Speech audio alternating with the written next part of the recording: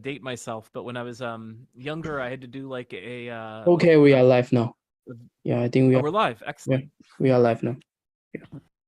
Excellent. So everyone, welcome to take 400 of this morning's Llama Party. It's Friday, May 19th. Technical issues are not fun, but like CurveUSD, we just needed several tries. Okay, we are live now. We could actually get through Yeah, I it. think A few we're live. deployments. Yeah, we're Okay, on we to are our live third now. deployment.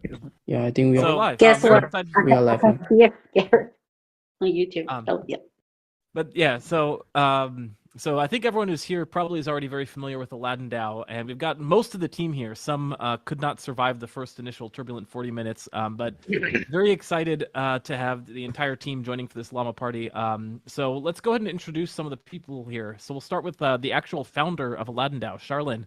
Could you tell us, we understand that you have like a amazing superhero origin story. Could you go ahead and give it the short or the long version, however you prefer? Yeah, that's a lot of pressure. Thank you, Garrett. Thank you for having me. So yeah, just some introduction about myself. So unlike most of the crypto founders, came from a technical background. I actually came from a very, very finance background. That's the only thing I have done in my life. I work in finance, both on banking side and investment side. And I got into crypto in 2017 because I thought crypto was a meaningful asset class by size and worthwhile looking into. And then I found out it's not only an asset class, but completely a new world. So I was just so obsessed to it, and I didn't want to spend my time on anything else. And then later on, I decided to migrate to Ethereum. And building Aladdin DAO has become a new life and work style for me in the metaverse. Yeah. And nice to meet you guys here. And, Excellent. And I definitely want to dive in more to the founding of Aladdin DAO and how it came from where it is to like at the beginning to where it is now. But first, let's go through and hear from the rest of the team. So Kruger, could you tell me a bit about yourself? Hey, sure. Yeah. I guess I qualify as an OG Aladdin contributor now. I've been around not since the beginning, but not too long after the founding, since I guess late 21. And I come from like a sort of a more technical background, like physics and engineering, and like my other world is more like scientific instrumentation. But like all of you, I got bit by the crypto bug. I'm always fascinated by the place where like computer code meets like real world impact, like affecting change in the world. And so crypto is kind of like a natural curiosity for me. And I've got connected with Aladdin in 21, and I've kind of been along for the ride ever since. Excellent. K-Mets? All right. Well, I'm essentially the newest member, core contributor to the Aladdin DAO team. And my background is in engineering. I'm a civil engineer, and still civil engineering and doing as much Aladdin DAO stuff as I can to help out. And I really enjoy it. I sort of view my role in all of this is to just sort of be, someone that helps educate folks and sort of simplify and clarify things that are, fairly complex DeFi products. And so I enjoy doing it. And so I look forward to doing a lot more with Aladdin DAO. Excellent. And then Paul's. Hey guys. Yeah, so I'm not coming from a technical or financial background like the other members, more like on entrepreneurship background. Made first contact with crypto in 2017, and basically I'm in crypto. Joined Aladdin in 2021, pretty much the same time with Kruger, and never looked back since. I like that phrasing, first contact with crypto. I like that a lot. Well, it was it's kind of an alien thing in the beginning. Yeah. And then we also have someone named Gary G here, which I presume is Gary Gensler. Is that part of the Aladdin DAO? Yeah, that's correct. He's a new member. Okay. So I guess that good time as any to mention that none of this is financial advice, of course. We're all, just offering some educational, uninformed takes. But let's start at the very, very, very, very beginning. So anyone who's capable of answering this, please do. But I feel like this is mostly for Sharlyn, who is the founder. What was the originating idea behind Aladdin DAO? What was that kind of initial elevator pitch? And is it very much the same as it is today? Mm-hmm. So at the time I started Aladdin DAO, so DeFi was a very different world. And we had new protocol launched every day, right? And bad lemons were everywhere. And users were wrecked. Oh, what year was this? Sorry? 2021, early 2021. Yeah. And just post DeFi summer, right? So users were wrecked badly, and it was very hard to tell what's real. So at that time, I wanted to provide some signal apart from the noises, and just help the community to really allocate capital to protocols that deserve it. And then later on, of course, we started building things on protocols we had good conviction on ourselves, namely Curve and Convex. Just try to help the community to earn more of their favorite tokens through compounding and leverage services.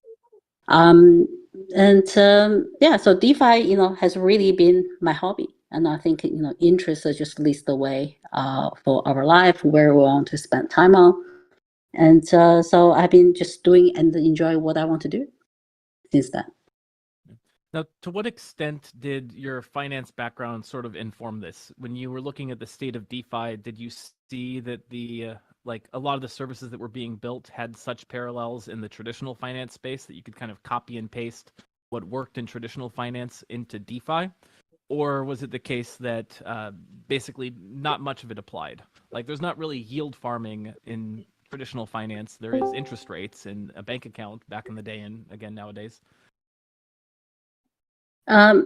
So I think came from finance background helped me to appreciate the benefits of DeFi more, right? Because the productivity just improved at least 100 times. So I sort of got it from day one, right? This is such a huge paradigm shift that's going to completely change everything, how this industry going to work, right? And finance hasn't really changed for the last 100 years, right? And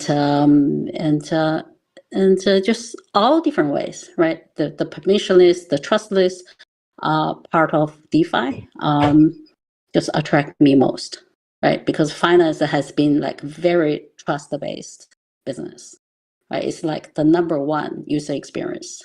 In the old world, it's difficult, right? So it takes repetitive games, right, for you to trust someone or institution.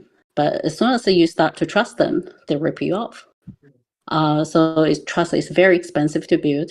And so how DeFi works is just amazing, right? Anyone can transact with any other person on this planet, right, without knowing each other. It just improves the productivity of how finance industry and how this world going to operate to completely next level. Got it. And there's still a level of trust that's required in DeFi, but the trust is so different, right? The trust is is the smart contract code, has it been audited? Have people used it? Has the protocol existed for some amount of time without any issues? Whereas I feel like the trust in traditional finance is much more the backroom deals. Did you meet at the happy hour last week, or have you had lunch with a person? So even though there's still a level of trust, it really has changed our concept of trust, right? Yeah. So I think probably come from investment background. So I'm very obsessed with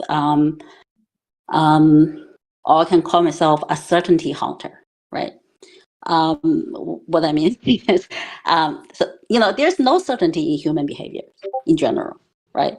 I like you today. I may not like you tomorrow, right? And as I said, after repetitive games with some individual and the institution, we start to trust somebody, right? And they may just rip us off, right? So, this human system, right, is just full of bugs, right? As we are a product of evolution.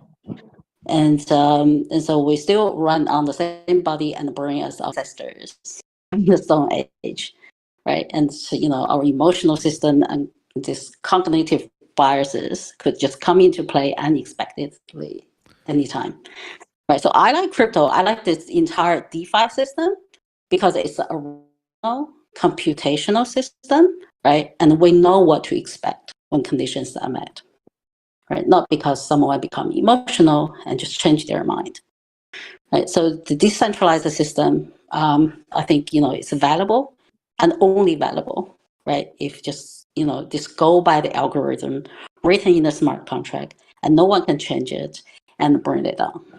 And that's the part, I appreciate this system more than anything. Yeah.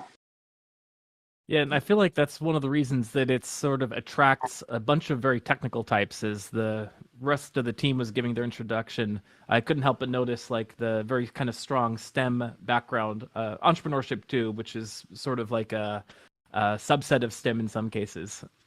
In that, like a lot of the big business schools, that like Stanford and MIT have like they embed entrepreneurship into the kind of STEM system. But I think that's yeah, so I think that I think what you're talking about is really interesting in that like the core of cryptocurrency and DeFi itself is like all these immutable smart contracts that are very technically sound. But then around it, there's also this kind of ecosystem of people with all their quirks and idiosyncrasies. So I think one of the things that's amazing to me about Aladdin DAO is not just have you built up like very robust technical smart contracts, but you've also done the hard work of taking all these unpredictable humans, many of which are in this room today with us, but actually like orienting them and directing them towards like a purpose, because you have just all these big brains that are coming up with and launching very new products. So you've mastered both the technical and the non-technical side of things. Now, Kruger, do you want to? Yeah, I mean, I think what Garrett's trying to say is that getting me involved was a real coup and a benefit for the protocol, and that's been your greatest accomplishment. Because that was the like earliest pitch of Aladdin was farm DeFi with big brains. So without the big brains, you're just smart contracts, right? We were there to support the big brains. That was the contributor role at the time, was really all about, like herding these cats all into one room together and like being a fly on the wall while they argue with each other about what mechanisms would work and wouldn't work. Mm. And that was always really interesting in those old days too, with the Boole Council, because they all, speaking of like a diversity of humans, the Boole Council, I think, did a pretty good job of that, where some people who were on the council really came from like a venture background completely, and other people came from a technical background completely, like a smart contract, or just like a general, even more like semi Web 2 technical background. And when you got all those people together arguing, I found that it was really very useful to kind of turn up potential, just to turn up potential problems, right? And it's that like diversity of viewpoints that are all kind of focused on one thing, that when you have this like permissionless way to get involved, that's a real strength of putting together an organization in this like Web3 world. Right. So it sort of took the principles of organizing DAOs, and even though your on-chain presence was limited, you're still able to kind of keep that spirit. So Kruger, you were there for the founding of Concentrator before it? That's right, yeah. Right. The others on the team, did they precede Concentrator? Paul and Sharlyn and I we're from the pre-Concentrator days. That was before we sort of took matters into our own hands in terms of building the protocols that we wanted to invest in. Okay, so I'm very interested to hear like the origin story now of Concentrator. So at this point, Sharlyn has recruited you to the team. So the team is like maybe 3 plus several others, and obviously the concept is like farming DeFi with big brains. So you have a sense that you want to like push in this direction of like some sort of yield farming. Like, what did those early Bool sessions reveal? Like, what was the product design like, and how did you emerge with what was, in my opinion, a very big success? Well, the story of Concentrator was really it sort of came from. I don't want to quite say a pivot because the main like thread didn't really change, but up until that point, Aladdin had been focused on finding protocols in the wild, right? Farming things that existed, farming like understanding what people had built and trying to identify, what are the protocols that are going to stand the test of time? What can we like where should we as farmers be focusing our energy? Like, what tokens should we be farming if we want something that's got long-term upside? Like one of the things right back to the very beginning, the sort of themes of Aladdin has always been like farm and hold, right? We're not really about trying to find the latest like pump to like speed farm and then mega dump quickly before everything comes apart. It was really more about finding the protocols which had like the fundamentals to be a long-term player, right? The example we're always using is like we're always trying to find like Amazon in 1999. You're trying to read the tea leaves and see which are the protocols that have the legs to go. And before Concentrator, we were, like I said, we were focused externally. We were all about like discussing and reviewing existing protocols, talking about different farming strategies. And Aladdin was really casting about at that time for ways that we could technically provide value, right? We were providing a ton of value in these regular Bool meetings that were just like alpha leak festivals. But like ultimately the way that we were actually farming, like the technical side that we were providing, it wasn't getting like I would say it was getting limited traction, and we were struggling to find the way that we were bringing value to the market in a way that the market really appreciated. So simultaneously with this, what was happening in a lot of these Bool meetings is that the Curve ecosystem was coming up again and again. And it was pretty clear, watching one Bool meeting, they could be talking about X or Y or Z, but once you watch in aggregate, you start to capture these themes, right? You start to understand like the themes of not just a Curve ecosystem, but the general theme of the fight for liquidity and how protocols can like bootstrap, like what protocols need to do in order to bootstrap, like to build the liquidity they need to even function. And so all of these stories were sort of coming together through these Bool Council meetings, and we kind of came to a place in early 2022 where we basically said, it's time for us to build the ideal protocol that we've been casting about to try to find externally.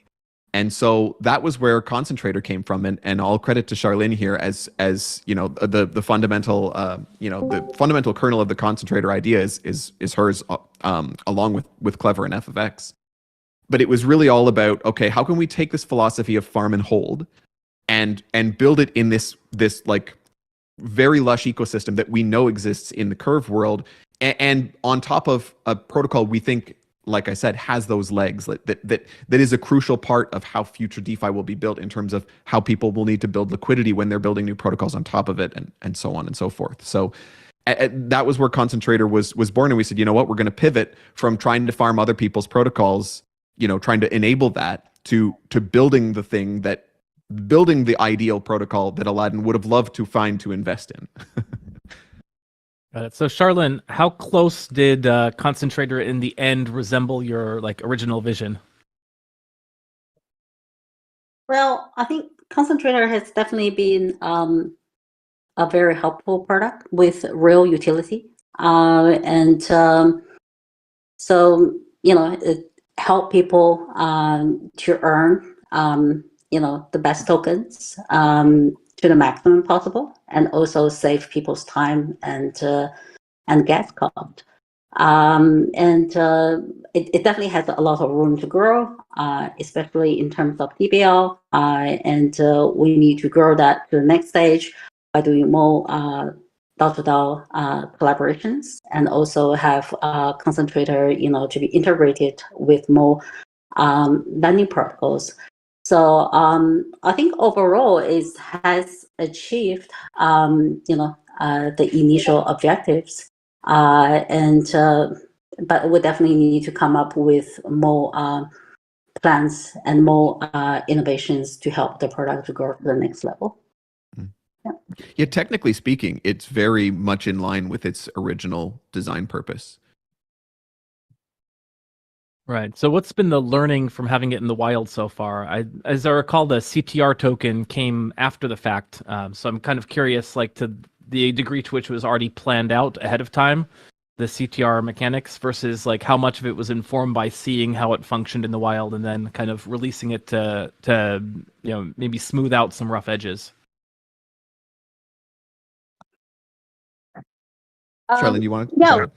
Yeah, we put a concentrator on beta and just to test water and see there's product market fit.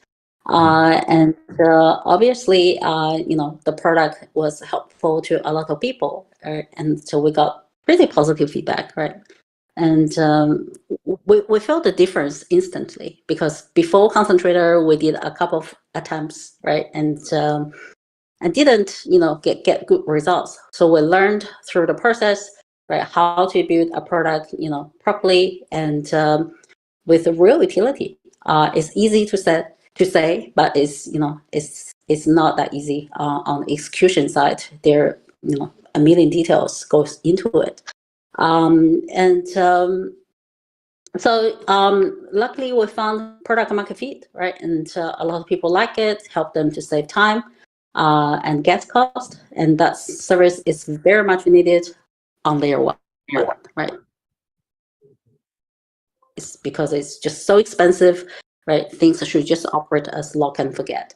So with that fundamental logics supporting that, we've been thinking how we can grow the protocol further, right? So we want to share the growth, with the community, make sure, concentrator, is really owned and run by the community. So we launched a CTR on a fair launch basis, right? Everyone can just participate in farming and earn token, own the token, and also we had this booster program. We had a group of brilliant boosters, including yourself, came to help us to educate the community and grow the pie. And in general, it went very well. So we didn't plan everything out from the very beginning very well, but we sort of get feedback from the market, right, and make the next move. But the long-term philosophy, was there from day one. Build things with value and with a long-term mentality. Mm-hmm. Tokenization also gives us that lever to sort of connect Aladdin to these products that it builds, right? As I say, like, Aladdin is casting about to look for these external investments. So creating these sort of sub DAOs, like sub products of Aladdin, and then making sure that they have a standalone functional tokenomic system that will give that individual protocol the best chance of long-term success. And we discussed a lot in the early days of Concentrator, like, oh, well, do we just want this to be just a pure Aladdin thing? You go to the Aladdin website, you click Concentrator, and part of the story of launching it, like as Sharlyn says, it's all about getting the community involved and having this thing be owned by the network, right? To us, that's a big part of the magic of crypto in general, right? That's a step that we think is necessary to grow something really to the significantly next level, right?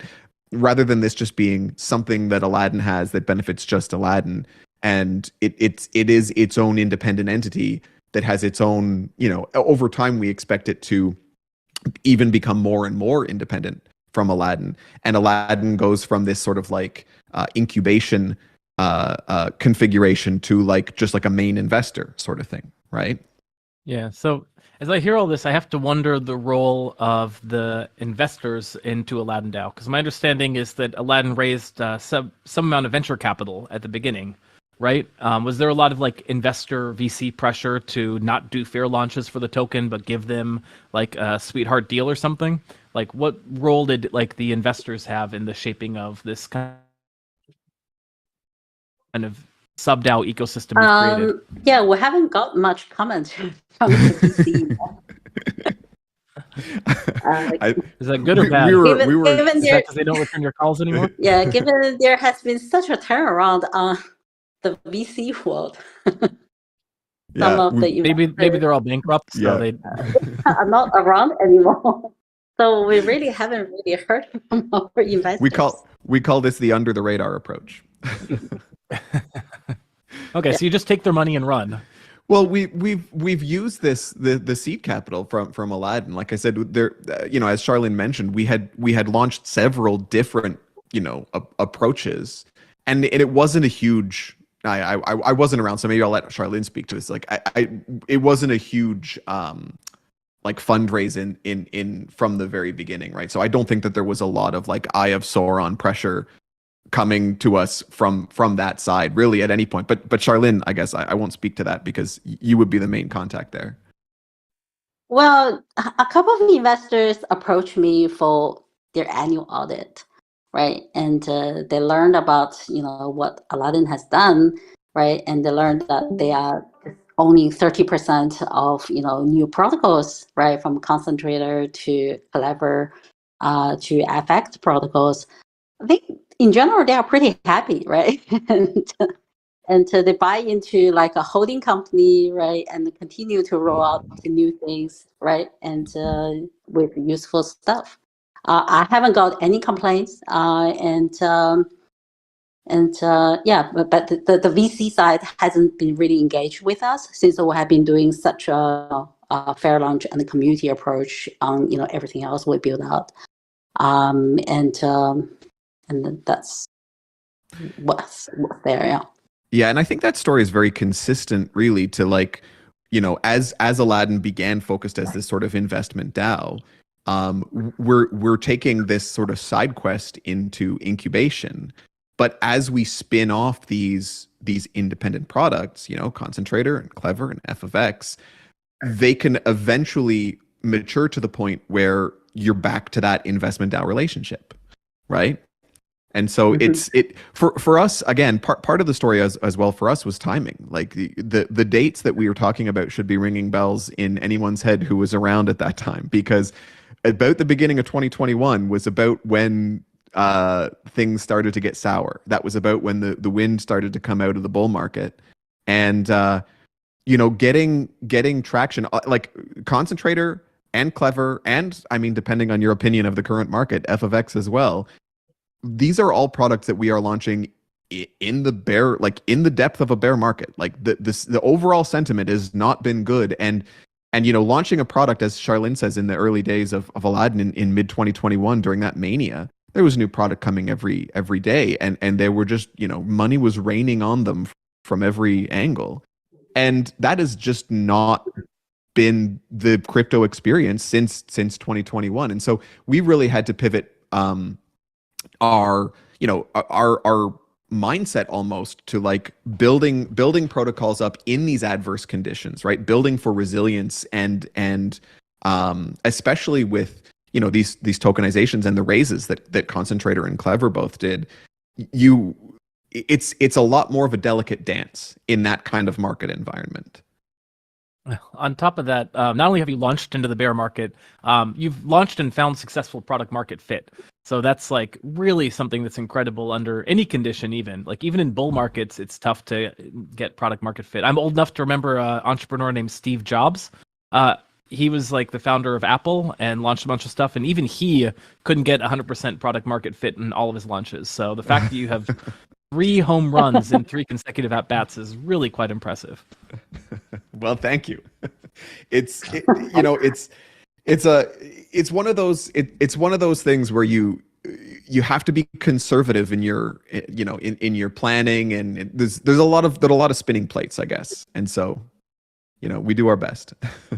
Yeah, I mean, I'm sure some of it comes from these really in-depth bull sessions you have where you have all the big brains in one place to kind of like discuss and think through the scenarios and think through the use cases. But like it works very well. Is that bull concept like very precedented? Like I'd never heard of the concept of a bull before it came out of Aladdin DAO. Is that something you've seen other companies do or like other organizations? Well, so I set it up, so I have to answer this question. So I've always been like a passionate learner and researcher. And because crypto is so just fast moving, right? It's just so hard to cover everything by myself, right? So I always enjoy learn from like really smart people in crypto. And by the time I set up Aladdin DAO, the purpose was to provide some signal apart from noises to the community, right? And it's also a way for me to learn from the smart people in the space. So I actually invited the big brains one by one myself, people I think I can really learn from, right? And I just want to, pick on their brain on a weekly basis, what they care about, what's interesting out there, what really works and what doesn't. And I just enjoy those deep dive discussions and have those people to serve the community, and as a byproduct, I can learn, right, what they cover all together. We were really inspired by this discussion, as Kruger said, right? Curve and convex just came up from these discussions again and again, right? And it just led us to the next stage of the DAO building, right? And we're moving into concentrator and clever. Is there ever concern that you're going like too far to the high end of the IQ spectrum?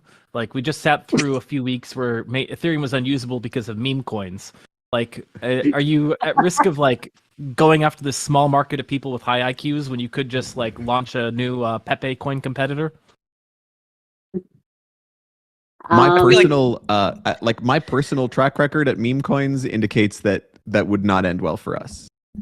I just feel like Garrett's comment is basically an incredibly flattering comment for me personally. So I just want to address that. Just highlight that. Yeah. I'm very left curved on meme coins, so I can't really answer. Yeah, I mean, there you go. You don't want to be too clever in that world because don't overthink it, right? It frustrates me sometimes when I see like incredibly brilliant projects that do okay, and then like they get passed by like the latest Pepe flavor of the week. It's definitely part of the flavor of crypto, and yeah, I mean, I feel you. Like it's not it is one of those like just parts of being in this world that you just sort of have to live with. To channel Sharlyn a little bit, maybe I would say that those types of things are really more indicative of the immaturity of the crypto market in general. Like, I don't know, Sharlyn, maybe you can talk about your sort of ideas about as markets mature, but I think that type of thing, that type of like really like just pure meme speculation, it's really sort of a feature of an immature market. And so rather than being upset that they're happening, you can just sort of take it as a sign that you're still early. Yeah, I think Aladdin DAO is known for our long-term thinking, right? So basically, people around Aladdin DAO, all the core members, contributors, and boosters, right? Basically, it's a natural selection for long-term thinking, because we plan to play the long-term game, right? So we want to build things that will stay, right? Yeah, and I'm not a finance person, but it kind of seems like in crypto, it just goes through these cycles that might take several years in traditional finance. But in crypto, it can be, in a weekly or monthly basis where, the good projects like might continue to fluctuate up and down, but they have that floor that keeps them alive as they go through the bear markets. So that like through these like repeated cycles, like wash, rinse, repeat, the good stuff does seem to rise over the longer term if you can have that patience, I guess. Like that's at least how I sleep at night. I tell myself that. Yeah, that's It's a good way to look at it. And as you say, like we're in this world, and so we do play the crypto game to a certain extent, but we're always trying to think less about, what do we need to have success by the end of next week, and more about what do we need to still be like to continue a maybe a little bit more long-term exponential growth, as opposed to that trying to peak immediately that there's an awful lot of in the crypto world. Right. The people with short and long time preference are like sharing the same financial ecosystem here. So we got to coexist. Yeah, exactly right. Exactly right. And right. The one is always being tempted by the other side. So I know that my finger hovered over the Pepe buy button briefly, and then I thought, no, it's ridiculous. I was on Uniswap and I did the same thing, and I was like, I can't do it. I can't do it. Yeah. If you had, it would have been the top, right? Like if you had bought it, then it would have ended the market earlier. So yeah, that is true. Let's talk instead about Clever, since I don't think we can really say much intelligent about Pepe, but Clever is like, I think any leverage product is always going to have like the most fervent people like who are into this space get excited about it.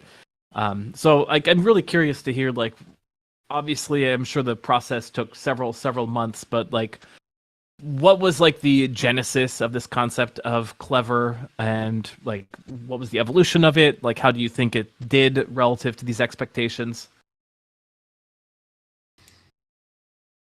I'll leave that to you, Sharlyn, or I can take it. Up to you. Yes, sure. So, I think Clever was also inspired by this, bull meeting discussions. And so we recognize CVX very valuable assets, and, can generate really good bribe yields. But it's very difficult to operate for most of, the everyday users. Right, you have to be able to vote yourself. You need to research into the projects. You need to know what you want to vote, right? And when you vote across, a different number of, pools, you need to claim them yourself, right? It's very expensive if you get rewards in a number of tokens. So the process is time consuming and expensive. And personally, I voted wrong for a number of pools a few times, right? And I got nothing. And I went to Tommy and asked why I didn't get rewards. And he said, oh, that's not the pool you want to vote, because I read it wrong. But, all these symbols look very similar to each other. So how to, I think it comes with the similar concept to Concentrator, how to make it easy for people, right? People just lock and forget and do minimal work and just earn more, earn to the maximum. So Clever, just help people to earn CVX and weigh CVX maxis, and also, we want to add some leverage, to people in that game. And also, I think Oracle is really, the bottleneck for DeFi these days. And the biggest risk, right? So think about how people can lever without Oracle risk, without liquidation risk. And that's why we had Clever. And so just, earn the maximum of CVX with minimum effort. Lock and forget. You're definitely right, Garrett, that a lot of that inspiration comes, like, it flows from those bull meetings where, the issue of Oracle risk comes up. I mean, Oracle risk is unavoidable for many protocols. Like, you just can't get away from it in a lot of places in DeFi, but it's also still present in places that don't necessarily need it. Right. And that was something we saw, so sort of like the story of Oracle risk, came out of these meetings. Another, and then of course the common theme of leverage, right? Like, smart farmers are always looking to get the most for what they have, right? They're always weighing what are the risks of what are the risks and what are the returns of what I'm doing here. And so again, these different threads kind of come together in Clever, right? As Sharlyn says, simplifying the process of doing bribes, but then also bringing in this idea of leverage and trying to do it in a clever way, like in a smart way, to be to find hopefully a real sweet spot on the like risk reward spectrum, right? Because it's always a trade off. You know, Pepe's at one side, and you know, your mattress maybe is at the other side, and then somewhere in the middle lies everything. Yeah, so I'm sharing my screen here. I don't know if this is visible on YouTube, but like I feel like when I talk about like protocols that have like got product market fit and success, and just also just really nailed this kind of long-term thing, like you're now up to second place on the DAO CVX leaderboard.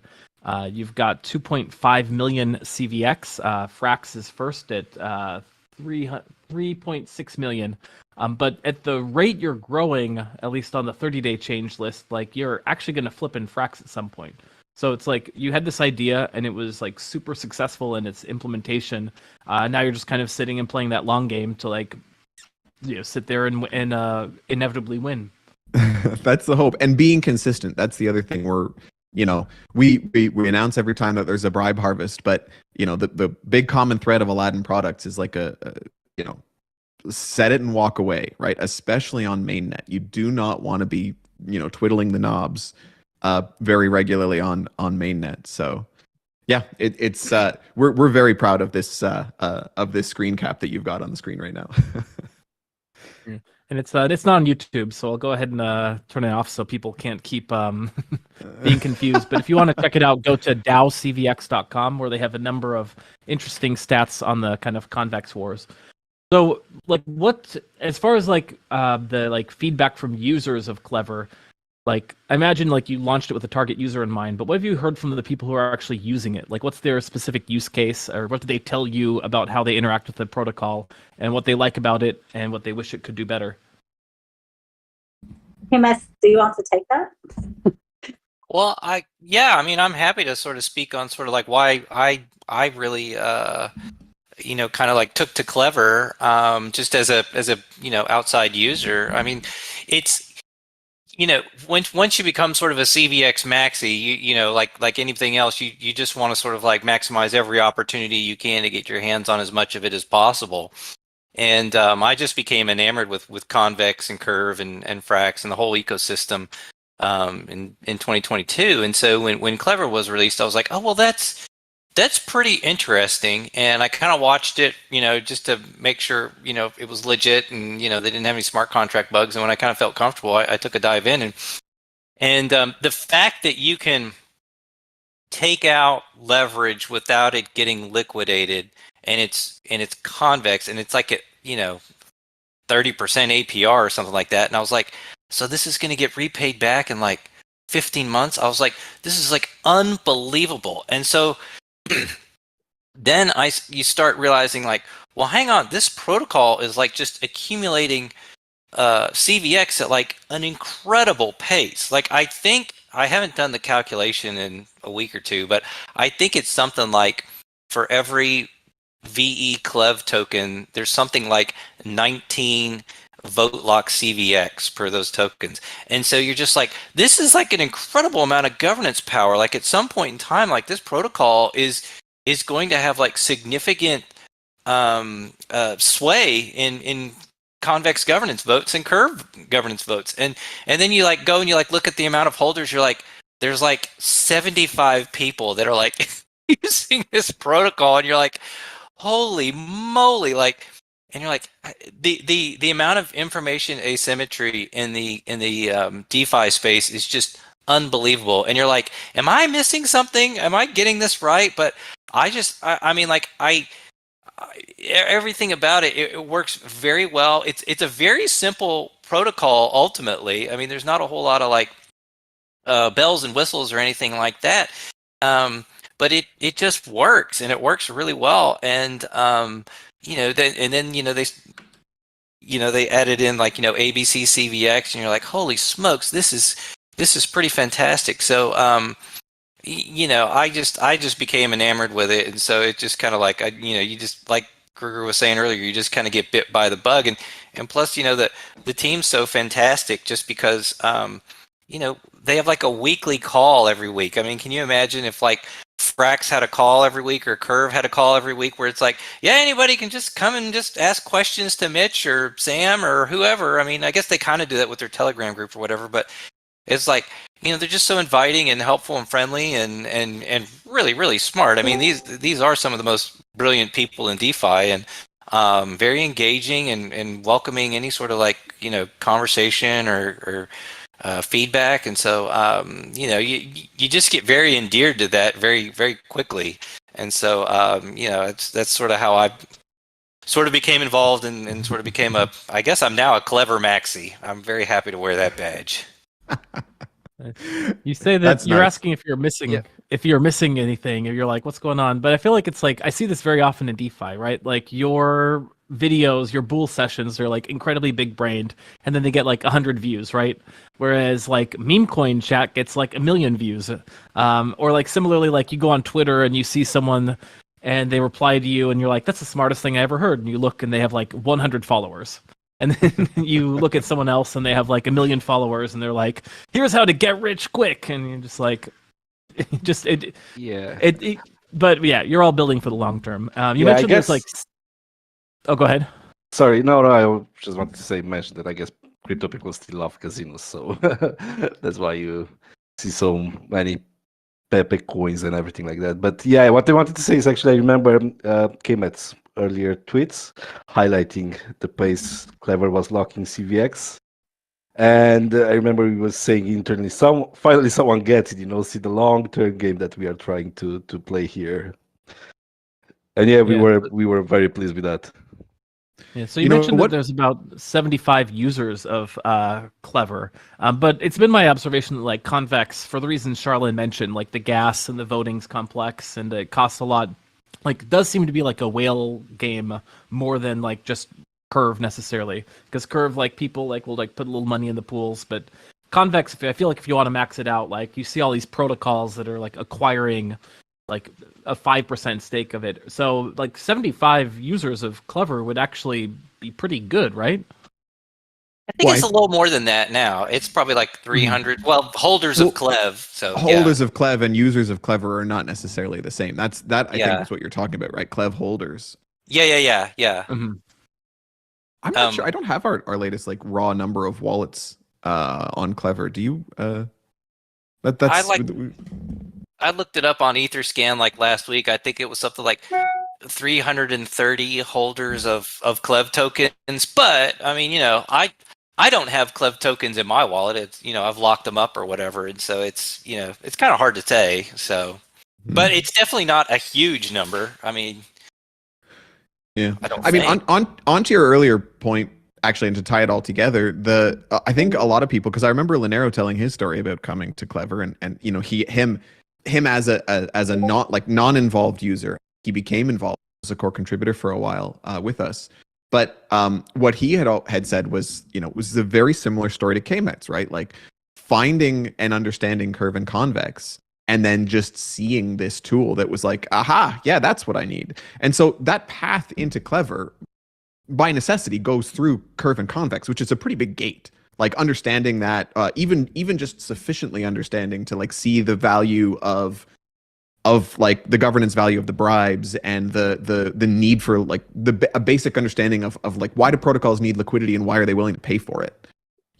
So there is this kind of gate towards getting into Clever as a product. But the flip side of that is that Curve and Convex kind of does that advertising for us. Like once you've figured out how they work, the value prop of Clever is glaring obvious, right? And that's where you get the Kmet's moment of like, am I the only one that's?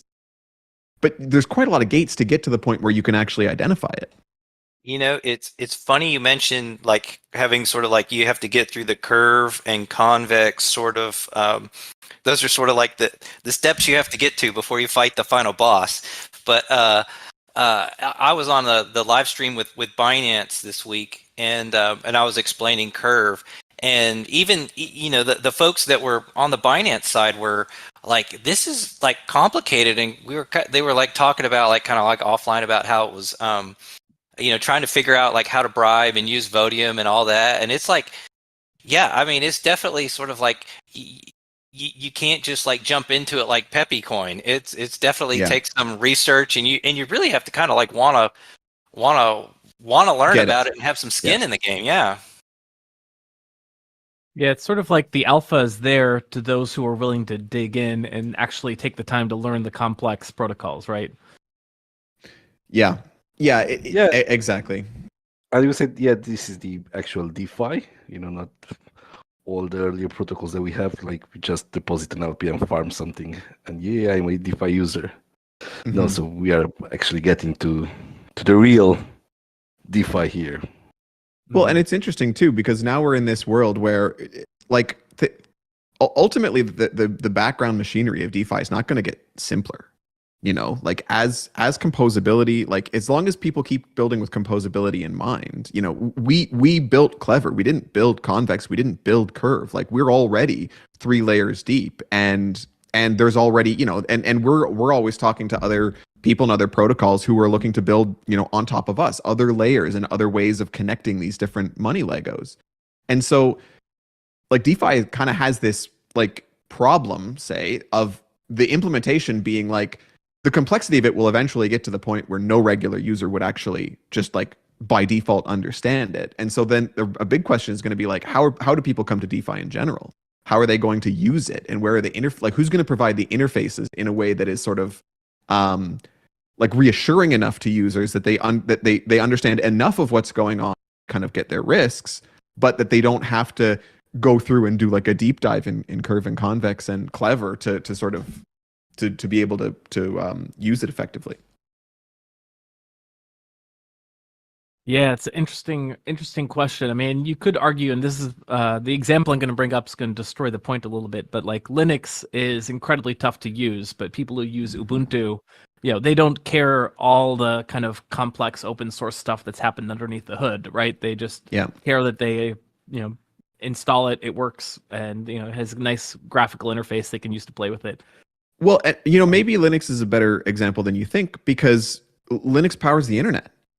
And so everybody's using it every single day, but they're not using its interface, right? Like they're not trying to, and that's maybe that's a really good metaphor because you've got this operating system that is ultimately the whole world is built on it, really, and yet most people just rely on it. It's part of the machinery of the internet now, right? And you interact with Safari or Brave or Firefox or whatever. And unbeknownst to you, it's talking to Linux pretty much exclusively. To extend my analogy that I didn't think was brilliant at the time, but I'm coming around to it. Like Windows still exists in the Linux world. It's just at the beginning they captured the market share in terms of like people paying for it, but eventually like they became obsolete. So in the same way, like the dollar might still interface with DeFi eventually once it becomes the size of the internet. Mm-hmm. Mm-hmm. Yeah, sorry, absolutely. cut you off. And like. I don't think so. I cut someone else off then. All I was going to say is that the main problem that I've sort of found with DeFi is being able to sort like if you want to learn about it, like if you were starting from ground zero and you were like, okay, I want to learn about like DeFi, like where's the repository you go to start learning about it? Like you just kind of have to scatter shoot your way around until you start getting these nuanced points of view. I mean, other than just like straight up reading white papers, but it's like, okay, well, I guess I'll start with Bitcoin, and then you kind of like meander around. I mean, that's basically what I did. Was you just sort of meander around until you start getting to sort of like finding the signal in the noise, and weirdly enough, it was on Twitter, and then you start kind of like learning about these various different accounts, and then I was like finding articles, and so it's not it's kind of hard to learn about DeFi until you sort of find like your group of people, and you're like, okay, this is where the real innovation and the trying to remodel a financial system is happening, and where the really smart people are that are really trying to create something here. So it's always like very difficult. I feel like if you wanted to learn about Linux, there's probably a lot of really good high quality resources you could go to that are probably pretty credible. But with like DeFi, it's tough. Crypto, in my Linux experience, memes. Yeah. crypto kind of finds you when you're ready for it, and then usually like the space is big enough that like you can find your niche of people within it, and it's like amazing how big that like community is. I want to bring it back to Clever for a little bit, because I feel like I'm sure when you first ideated the Clever idea, it was like on the kind of upswing of Convex, right? Like the Convex stash was growing, like protocols were joining, bribe game was like increasing every single week. But like I feel like especially in the bear market, like Convex has been like kind of sleepy for a lot of people. In that it's like not like the bribe wars aren't really escalating. They're constant, but they're kind of like steady and like not as impressive as they were at the like bull market peak. Have you noticed like this effect as like trickle down to Convex? Is there like less like interest in Clever than there might have been like when there was like much more like we were closer to the bull times? Because I guess now that I think about it, Clever did launch after the bear market, so it might have already been in the bear times. Yeah, and I mean Clever has really lived exclusively in the bear, and like part of the philosophy behind it, as we've kind of discussed, is just that we see a longer term value in CVX as sort of like a landowner in the curve world, and we want to help people who have that same sort of vision be there and be ready. The thinking, again, depending on your personal predictions of how you think things are going to go, liquidity is not valuable until it's valuable, right? And so kind of like the value of liquidity should be correlated with the market, really. And so once protocols are busy fighting for liquidity, if we believe that that we are in a lull prior to a new bull that starts at some point near or far in the future, that story hasn't changed, right? That need for liquidity for protocols hasn't changed. And so, because we've launched into the bear market, very little, I think, of excitement around Clever has come directly from just like mania of bribe yields, because we did really launch after that, after that was a big story, right? And it's really more at this point in people who see the sort of potential for that story to come and go with the market, right? So it's kind of a story of long-term thinkers again, people who are kind of positioning themselves for the next run. And that having been said, as Kmet's called out, like Convex has been sleepy, and like the curve wars have been, I would say sleepy is reasonable.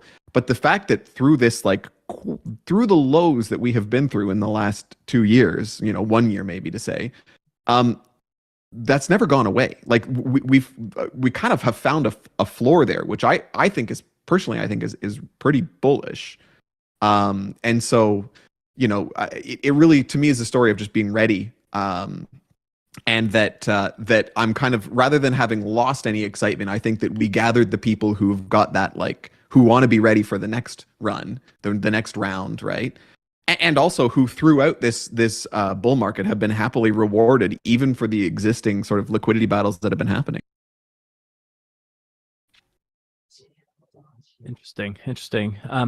So I'm kind of curious if you've seen anyone using Clever for specifically for a governance use case, right? Maybe they have some Convex, but they have a product launch coming up and they need a lot more so that like the product can make a splash, because they might have a few extra Convex ahead of time. Or like, am I completely off base? Is that like a potential use case you've thought through? And if so, has anyone actually been using it for that? Well, so the way that Clever works is that for you to amplify your CVX, you either need to come and take leverage, which you can do. Mm-hmm. You can, but it's not like you can't 10x your governance power. There is a possibility, like if somebody was particularly concerned about like governance, like non-gauge governance votes passing. Remember, Clever is really built around optimizing gauge vote bribe yields for users. And the assumption for most of those users, they come there to optimize their yields, right? And so the non-gauge governance power is assigned to Clev holders. And so if you were a user, sorry, Clev lockers, and that's crucial. So if you were somebody who decided they really wanted to juice their like their ability to pass a CVX or a curve gauge non-gauge vote, right? Like one of the governance votes that doesn't pay bribes, you'd have to lock, like you'd have to buy and VE lock Clev, a lot of it, right? In order to be able to have that power. And you can't just turn around and sell it again later because it's VE, it's not transferable. Right. So there's, you know, on one hand, you can, as a big user, you could come in and pump your CVX power somewhat by taking out leverage, right? You know, you can borrow 50%, you can swap through the pool, but again, depending on the size you're looking to swap and the current like Clev CVX discount, you're not going to get 100% out of that. You're going to take whatever the discount hit is on that move through, and if you're moving huge size, that discount will be bigger. And so I think that like in terms of somebody coming and using Clever as like a bludgeoning device to try to put force their protocol through, I think that there are some, I don't think it lends itself to that kind of usage as well as it does to those like long-term yield maximizers. So I'm not sure that we would see a lot of that kind of interest, but I don't know, maybe others have a different idea.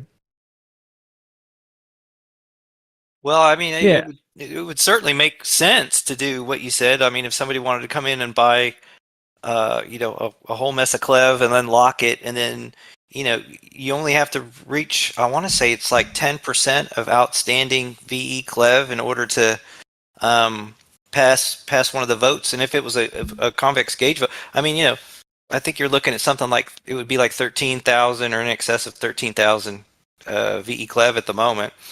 And, you know, you can do the math on what the current price is. I mean, like if you're a protocol up and coming and that was something that was appealing to you, I mean, you could basically enact 2.5 million CVX at your whim. I mean, that's a pretty big, you know, sizable chunk. And so, I mean, you know, that's certainly one strategy.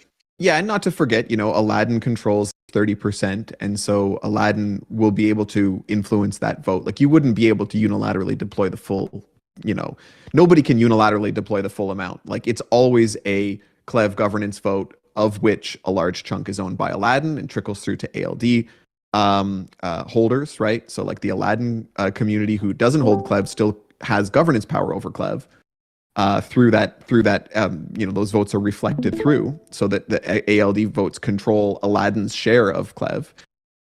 So you couldn't, like, for example, as a bad actor, you couldn't come in, buy and lock a bunch of Clev and control all of the CVX non-gauge governance power, because all of the existing holders would be diluting you, and if you're a bad actor, theoretically, they're voting against you, right? And so there's the most you can ever control is your share of the total amount.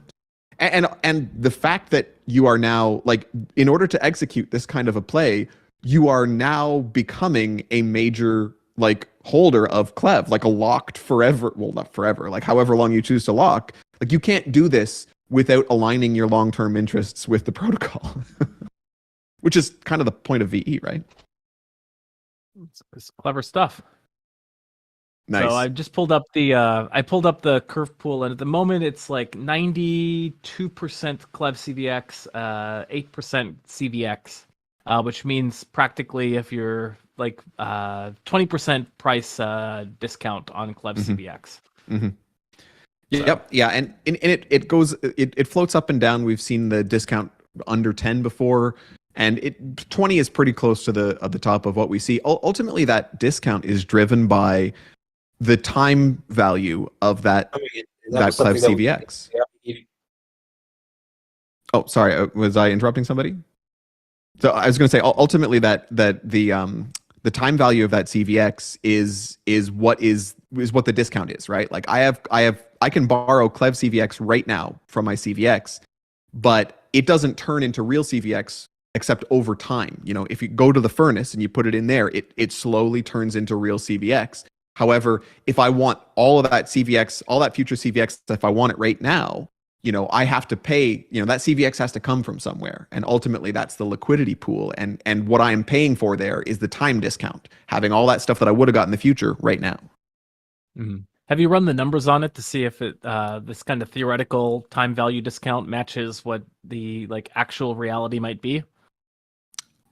Well, I don't know what you mean by like matches the actual reality. Yeah. I mean, ultimately it's a market, right? So like people decide how much the time value is worth on a day-to-day basis, right? If somebody like if you have an urgent need for more CVX right now for whatever reason, things are worth as much as people will pay. So I guess I'm saying if you like get your convex today and let's say you farm it and you're getting some yield from that, and after like 6 months, if you just stuck it in the furnace, you get like the amount out, let's say. Is there like kind of like a match? Like do you actually like in that time it takes to do it through the furnace, do you actually lose exactly 20%? No, I don't think so. I think it varies quite a lot. It's really more driven by sort of the current market for Clev than it is by the actual repayment rate, the actual sort of ticket or what coupon. No, I'm not sure. I'm using words I don't understand. I'll leave it to Sharlyn. No, I appreciate you fielding my questions because I'm so left of the curve. Like getting to be anywhere near this bull kind of session is very exciting for me. Well, this isn't a bull session, that's for sure. Oh, of course not. Like if you have to have the monkeys. you have to have only the big brains if it's a bull session. If you have a small brain in the mix, it's not a bull, right? It's a different kind of bull session. But it's a bull session. Yeah. Oh. Excellent. So like any like other like you mentioned some of the like the brilliance that went into the Clev design. So like yeah, obviously it's been working pretty well, and like I think there's a ton of value. Which if we see like demand for convex appreciate, it's gonna flow to like Clever and everything. But like anything else you can talk about with the process of like coming up with that Clev tokenomics?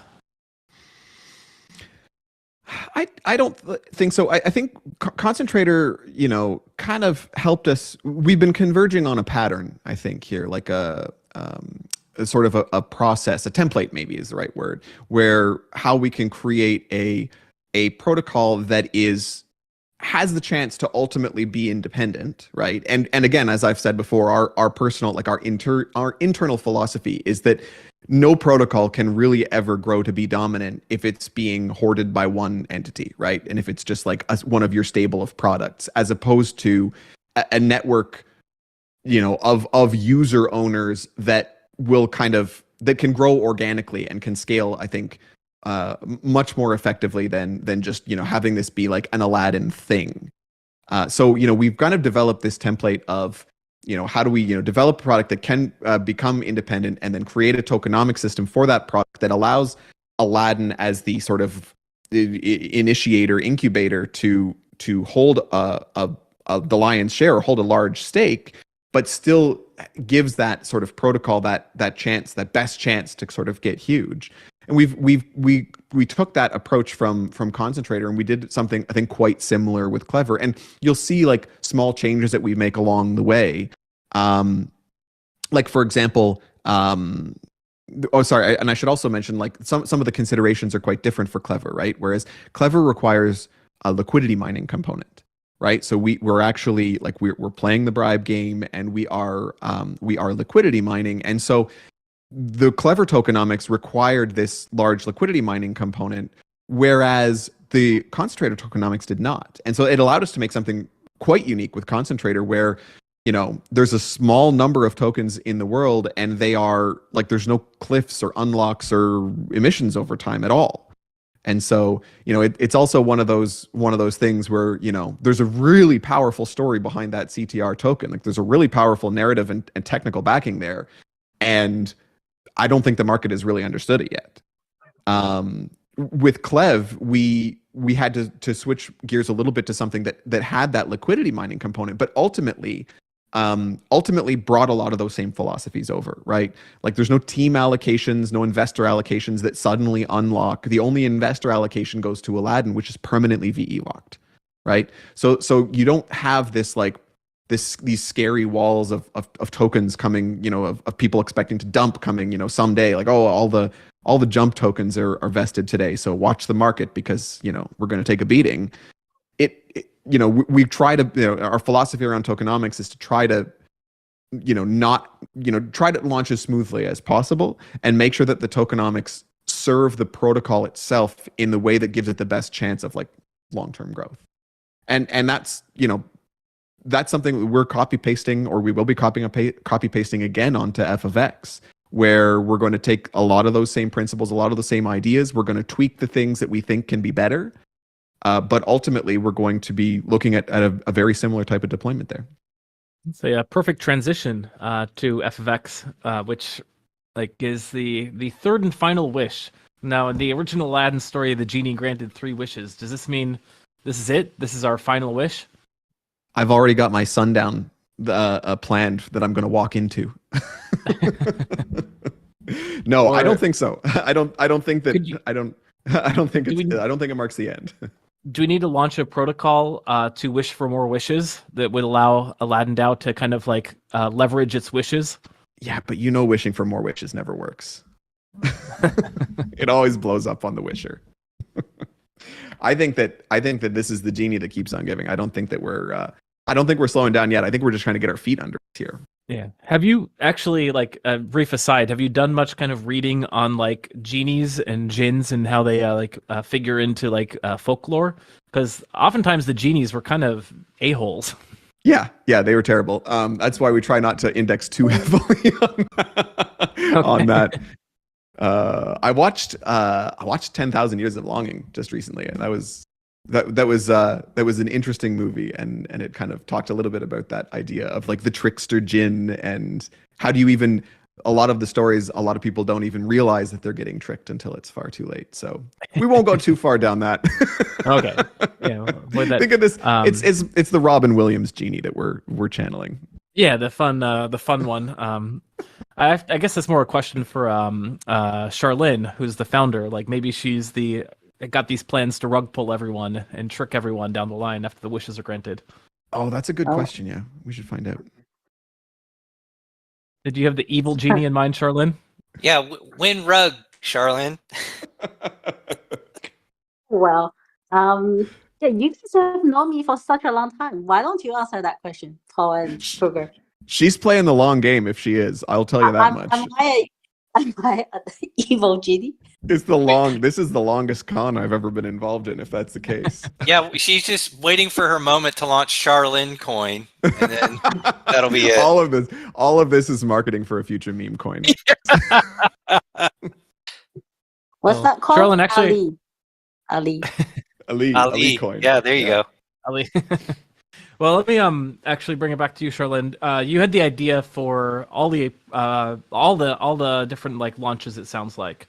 So was f of x also like your idea that you've had, and if so, like how long have you been like keeping this idea like in the back of your mind? Because I also know that there was like some inspiration that was taken from the USDC depeg, but maybe that was just like this is the right time to launch this because of this. So why don't you tell us a bit about the origin of f of x? Sure. So it was inspired through this, USDC storm. We were really concerned by, the risk around centralized fiat coin. As a big part of Aladdin treasury is in USDC. But there was nowhere to hide. There was nowhere to run, right? There was no safe stable coin, which we can really allocate. We think that we really like a truly decentralized, scalable, and capital efficient stablecoin for DeFi to become a real financial market. The idea of FX, our understanding of the abstraction of DeFi is just one asset can be transformed to any other asset by a function algorithm, right? That's just FX. So we've been thinking about, to build a synthetic factory, generic model for synthetic factory, to create, all kind of financial derivatives. And so that's, idea just, apply here. So we want to build FX, a real stablecoin, And it's a bit counterintuitive, right? Because people say, for a real stablecoin, it needs to be, pegged to $1, right? But what really makes a stablecoin, right? To be money, it needs to have like 3 characteristics, right? Store of value, medium of exchange, and unit of account, right? So the reason why we have stablecoin is for Bitcoin and Ethereum, they are very hard to act as a unit of account because of their volatility, right? So that's why we need stablecoin for crypto economy, for DeFi, and for the real economy. But really, the fiat USD stablecoin is actually anchored to US economy, right? And if Ethereum is going to be one of the largest economy in the world, it deserves stablecoin anchored to its own economy. So I actually got questions from people ask me, what's the difference between anchor to US economy and anchor to Ethereum economy, right? So I think to make that clear, actually I just talked about this to a friend today. So we should go back to the very basic monetary theory, right? And a good starting point is the quantitative theory of money by Ivan Fisher in 1916, right? So Fisher was a professor of economics at Yale University, and he published the equation of exchange, which is MV equal to PQ, right? And M just the money supply in the economy. V is the velocity of circulation of money. P is price. Q is quantity. And the aggregate of PQ is just the economic output, GDP, right?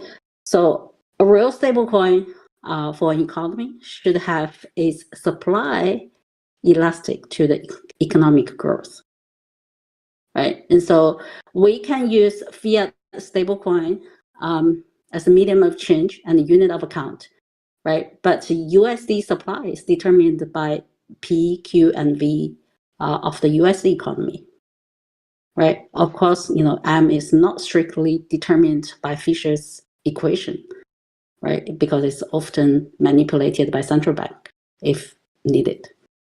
A real decentralized stablecoin powered by Ethereum economy, I think that's very needed, right? That's going to be one of the most important piece of the money Legos needed for crypto economy and DeFi overall. Right? And that's the idea for FETH, right? But to improve the capital efficiency of that model, right? And we have a byproduct that's XETH, right? Released to the market. Right. For that equity. Right. And for those who haven't read the white paper, definitely recommend to read it because it's like white papers sometimes scare people off, and especially white papers with equations, but it really makes sense. You're just basically taking Ethereum and cleaving it into 2 tokens, one of which is lower volatility and the other is higher volatility. So it makes perfect sense, this kind of conceptual idea that people would like a stable coin that has some exposure to ETH upside, and ETH price movement, and is thus much more like centered in the Ethereum economy. But like the pushback I've seen against it is that this is just like theoretical. There's not any actual evidence that people are going to use it once it's released. What's your thoughts on the actual market demand for this XETH and FAETH? Yeah, more so the FETH. I think the XETH makes sense. Everyone else wants right, and and that's pretty obvious. And we got really strong feedback on demand for XETH, right? And for FETH, the very initial demand came from Aladdin Treasury. There you go. Yeah, that's pretty good. For our own budgeting and planning, paying contributors salaries, and where we can get a bit exposure to the ETH long-term growth potentials. Sometimes, you just, build yourself probably, provides a very good starting point for product market fit, right? That's how Concentrator and Collaborator started, right? We solve our own problems. And throughout, this very initial community education process. We had a couple of calls with a loving community already. We definitely have felt has been validation on demand for FETH. Yeah, but how much demand is out there, right? It's very niche, or it's going to be, wide, spread out. And we need to testify that when we actually go up, launch this. Yeah. I think it's actually a really I was just going to say, please. like, I think it's a really good sign that like some of the people we talk to are concerned about FETH demand, and others that we talk to are concerned about XETH demand. There you go. I think it kind of highlights because obviously like we have a lot of discussions about XETH demand as much as we get a lot of good feedback about people wanting that.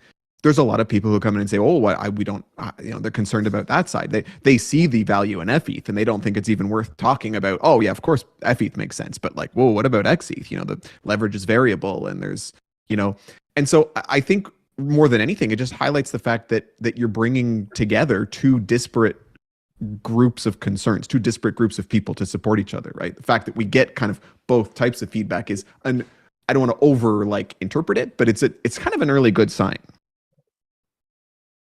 Yeah, I mean, it's not launched yet either, right? Exactly. Not yet. So we see different kind of understandings around FEs as well.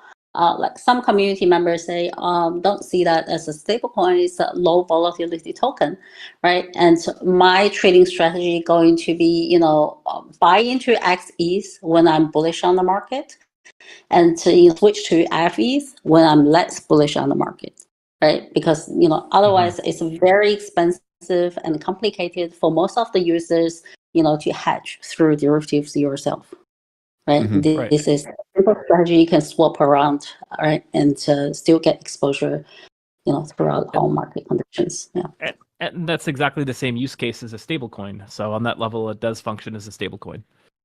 So, yeah, functionally, it meets it checks all of those boxes functionally, and a lot of, like I say, a lot of the feedback we get comes, I think, through people's personal lenses very strongly. They say, well, this isn't going to work because when the market's in the negative cycle, everybody's going to dump XETH and buy FETH, and it's just going to completely go wacky. But the trouble is, all of these, as we got into this a little bit yesterday in our community call, where it's like every strategy that you can think of that exploits this, right? That says like, oh, it's going to break because people are going to do this, and every strategy that successfully exploits it requires you to have future knowledge of the price of ETH, right?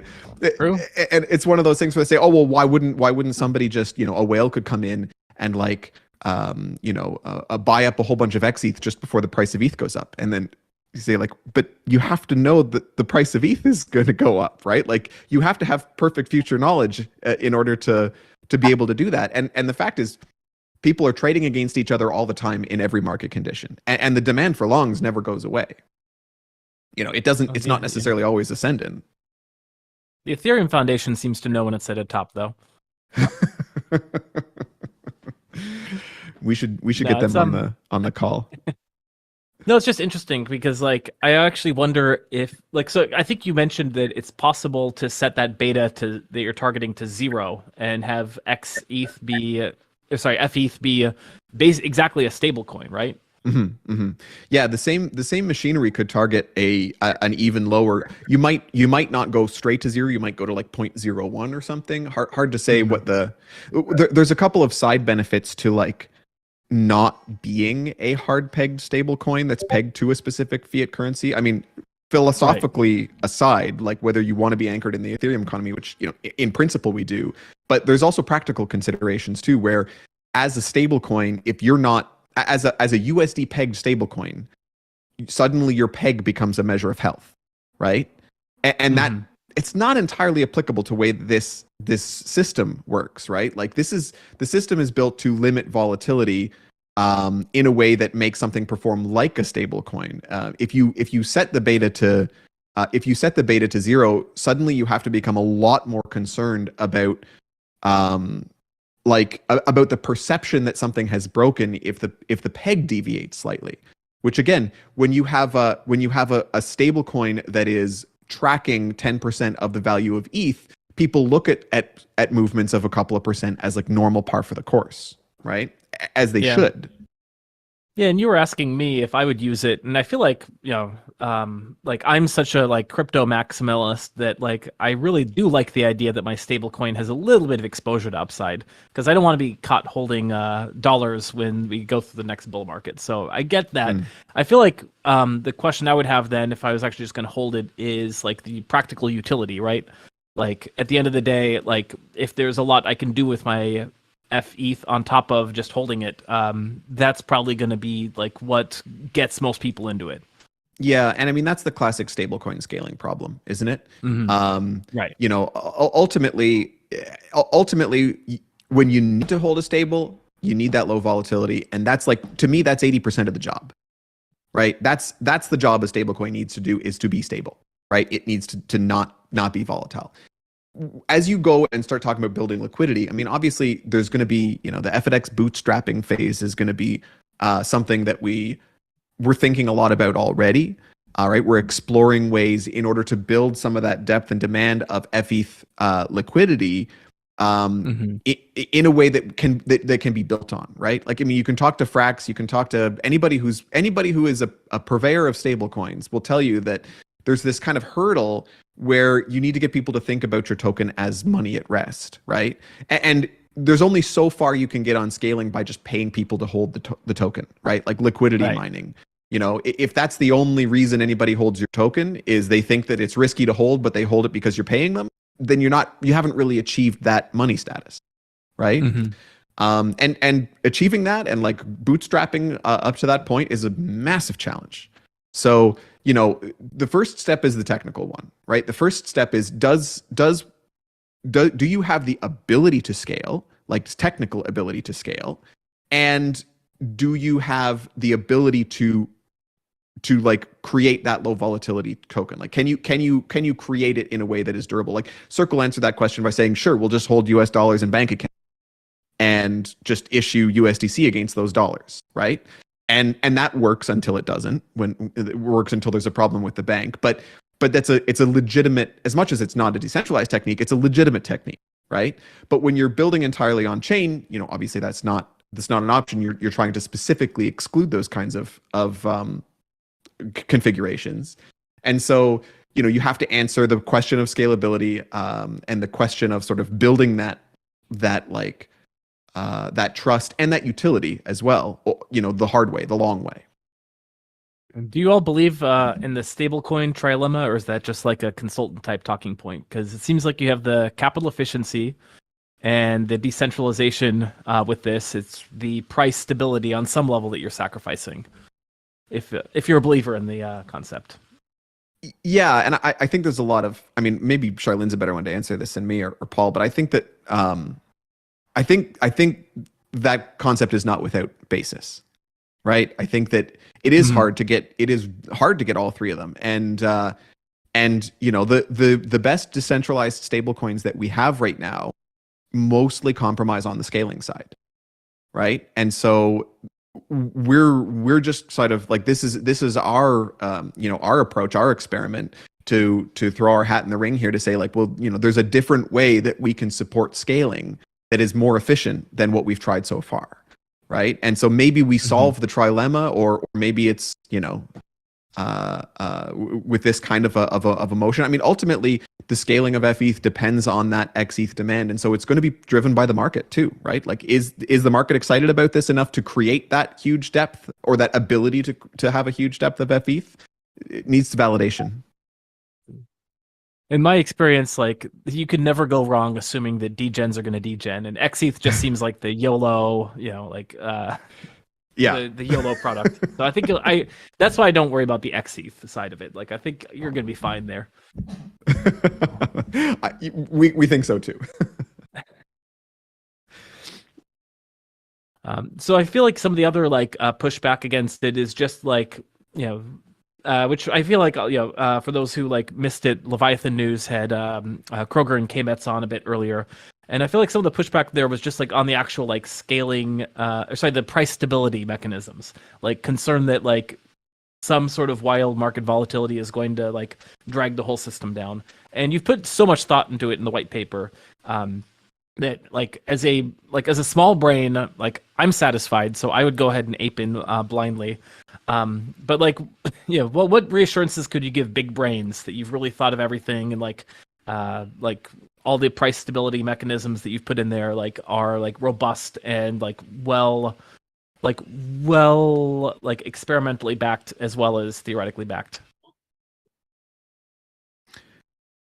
I want to give Sharlyn a second to talk about the sort of philosophy behind these.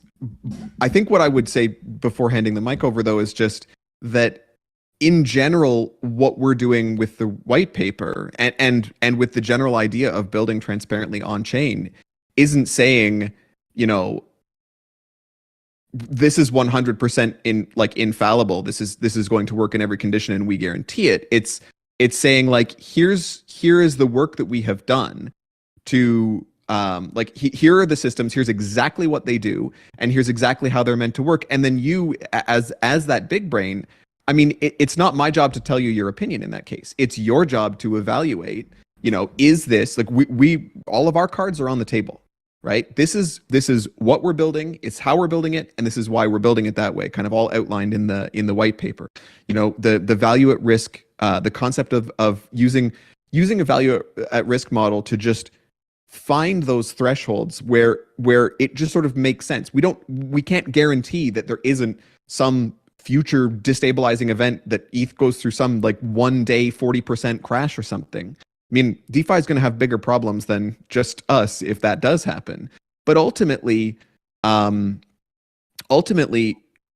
can't predict the future. But what we can do is we can take the data that we have from the past, and we can take our best sort of our best crack at the right kinds of incentives and like the right kinds of carrots and sticks, basically, to make all of this work. And that's why the white paper's out there. It's for people to evaluate if they think that is as we do, that will be sufficient to work. And if they don't, by the way, we're always looking. A big part of why we're talking so much to as many people as we can is to get all of that feedback from all those different corners, and find out, this is our, obviously this white paper and this protocol are opinionated to our team, right? Like this is a manifestation of our opinions. And now we're looking for, short of somebody who can predict the future, you were looking for somebody who has other evidence that contradicts what we've built around. So I don't know, Sharlyn, do you want to talk about your approach to risk management and validation? Mm-hmm. So if you look at the two instruments coming out of this system, so FETH is really the debt borrowed from the system, right? And XETH is just the over collateral. But instead of locking it in the contract, like the CDP model is released to the market as actual liquidity to the market. So the whole risk management module core philosophy is just, everything we do to manage the percentage of ETH in the system. So there could be 4 behaviors in this system that direct the system into 2 directions, right? The 4 behaviors are just, minting and redeeming of FETH and minting and redeeming of XETH. So 2 of them actually increase the leverage of the system, and 2 of them decrease the leverage of the system, right? And when they get into the risk management module, that means if you want to increase the leverage of the system, that's either disabled or penalized. And if you want to decrease the leverage of the system, that's incentivized, right? Just the very core philosophy and incentive framework for all Web3 projects. Because you change incentive and you change people's behavior, right? Why don't I earn extra 8%, right? If I just redeem FETH earlier, than everyone else staying in the system, because I make money, right, from the people who decide to stay, right? Why don't I, if I hold a long-term view, bullish view on ETH, right? Why don't I top up X ETH to earn 8% more, right? And when it trades at an extreme low price. So those incentives in theory should work, right? And otherwise, like all the lending liquidation system, work off that basis. And of course, to make sure, the system works throughout the bootstrapping period, we also use mandatory mechanism, right? So once we get into the risky module, so minting of FEs is just disabled, right? Just, lower the entire system risk level down. And of course, right, everything we say, we have tried to, as Corey said, we have tried to validate this through, all different market players, including a lot of market makers, EV researchers, and people who run bots, right, in CeFi and DeFi. We couldn't find a hole in it, right? And from all the people and resources network we talked to, right, and we couldn't find a hole in this system. But right, and things need to be tested in reality. So we do plan to launch the protocol in 2 phases. Right, in phase 1, it's more like a beta. So initialize the system, right, and but without launching full liquidity. Just let people to test things out, right, and see how minting redemption actually run in different modules: the healthy module, the risky module, the liquidation module. And see how things run in reality, right? Before we give it full push on the liquidity side. Makes sense. It's going to be very exciting to watch. Is this like another test in prod style, CurveUSD similar phenomenon where you'll essentially release it to the public, but kind of nerfed a bit? Yeah, we want to be examined by the community publicly. So, am I correct in interpreting this that basically as soon as you get to a 50% or so price drop in ETH is when all of a sudden the FETH is going to start moving from fractional to absorbing greater losses in order to keep the whole system in balance? Is my interpretation correct there? Approximately. The size of the price drop required to basically that's what we call a destabilizing event, right? And every system of the of the risk management module, the whole system is built to resist that ever happening. Right. And so should that happen, or the conditions required to make that happen depend on the current makeup of the XETH and FETH minting, right? So if you look in the white paper, we've set these collateralization ratio thresholds, right? So this is basically you can think of them, the equivalent to collateralization ratio with a different unit is the percentage of FETH as a percent of the total supply market cap of both F and XETH, right? And in this kind of sorry, one moment. Oh, no worries. Yeah, it's a really cool concept. And I'm poor, so I'm not able to ape into everything that I'd like to try, but I do plan to ape into some of this just to see how it works, because I feel like I understand it way better when it actually is live and I can put money it's at always stake. And it's always easier. It's always easier. Sorry about the interruption. What I was trying to say is that the magnitude of the price drop required to destabilize the system, it gets higher and higher and higher the less levered the system starts, right? So it's only as that collateralization ratio starts dropping, or as the percent FETH is climbing, It's only once you get to a certain level that you get into this regime where the odds of a destabilizing price drop, like a high speed price drop of sufficient magnitude to create this destabilization, as soon as the probability of that goes above 0.1%, we turn on the first layer of the module, right? But of course, the probability doesn't get that high until the collateralization ratio is that high. Right? The probability of a destabilizing event when the collateralization ratio is much, like when the protocol is better collateralized, the probability of one of those destabilizing events based on 3 years of ETH price history is much smaller than 0.1%. Right. And so that's the equivalent way of saying it would take an even more dramatic 1 day price drop in order to have that impact. Right. And if you imagine like no FETH minted at all and all XETH, then that XETH is just moving 1-to-1 with ETH, and it's impossible to ever have a destabilizing event. So as the amount of FETH increases versus the like total system reserve, then you are increasing, you're basically decreasing the size of crazy ETH price movement that could trigger that, right?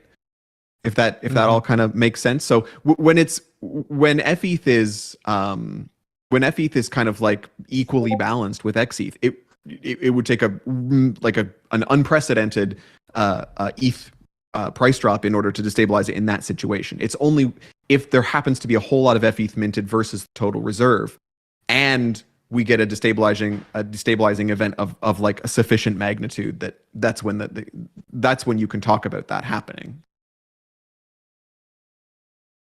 Makes sense. It's so cool. I mean, it's like it's something that like anyone could have done in the past, like however many years DeFi has really been a thing, but it just really took your team of big brains to put it all together. It was a Sharlyn shower idea. I just want to add on top of what Cougar said about this risk management liquidation process. You think about it, right? For individual users, liquidation on lending protocol is really expensive, right? And when market is volatile and normally gas is so high, right? Because people rush to top up collaterals. It's not just expensive; it makes people really worry, right? And if I remember this, right, I need to top up my collateral, at the right time, right, before it gets liquidated, right? That's why, CRV USD, people excited about it because it provides, this is softer liquidation solution, right? But it's, from the holder's point of view, there's also huge cost involved, right? And so FETH, right, for most of the users, right, they don't need to do anything. They don't need to worry about anything, right? People who know the game, people, who can run the bots, right? They can help to facilitate liquidations in order, right? The top up XETH to earn the incentive, right? Redeem FETH to earn the incentive. And for most of the users, there's no requirement on any actions, right? So I think that's pretty neat, right? It's a full, this lock and forget concept, right? Minimum operation are required on the user side on chain, in particular for mainnet. Nice. DeFi Advisor in the chat was also suggesting that there's a recent Twitter space where he suggested that there may be more products coming after FETH and XETH. I'm wondering if you can give anyone listening, although it's also your channel, so I imagine they hear it. We'll hear it twice then. Like a sneak peek at what's next. Actually, that Twitter space happened before FFX was released, so that was okay. we were talking about then. But yeah, I mean, definitely we will not stop here. Well, and I think that the most obvious thing that we can kind of hint at is that this mechanism that we built for dividing ETH into these low and high volatility components, you can imagine a way that could be applied more generally, right? Any token.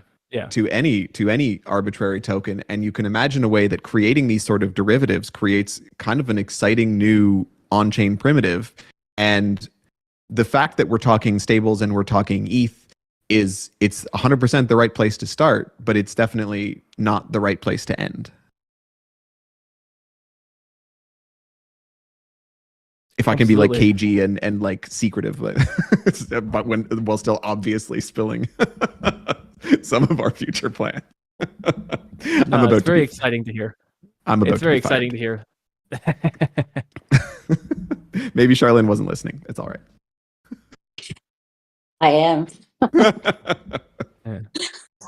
Okay. So at what point, speaking of Sharlyn, and this is a question more for the rest of the A team, at what point is Sharlyn going to receive her due as one of the best founders in all of cryptocurrency?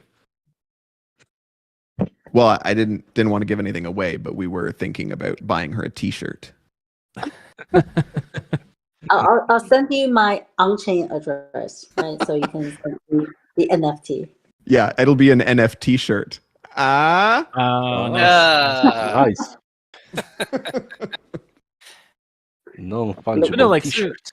but seriously, it's very incredible, like the amount of like heavy hitting and successful products that are coming out of Aladdin DAO in the midst of a bear market, nonetheless. So I feel like it's like incredibly bullish for everything that's going on at Aladdin DAO. But then when I think of like the people who always get recognized as like the great DeFi founders, like Sharlyn's name does not come up nearly as often as it should. Is that something that the A team can correct through your kind of like ability to be this publicist arm? Well, Garrett, it's really it's my fault, right? It shouldn't blame A team.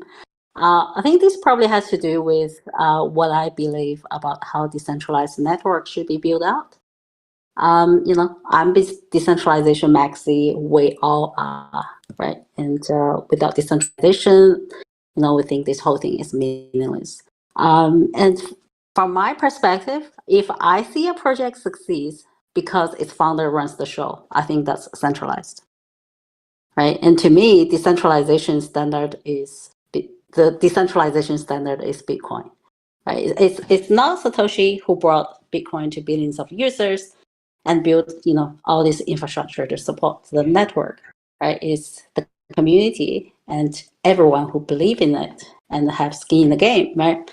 So at Aladdin, we try to build things with real utility, and everyone in the community have fair chance to earn the tokens by contributing brain power, marketing power, and capital power, right? So we say who is the founder and who present Aladdin.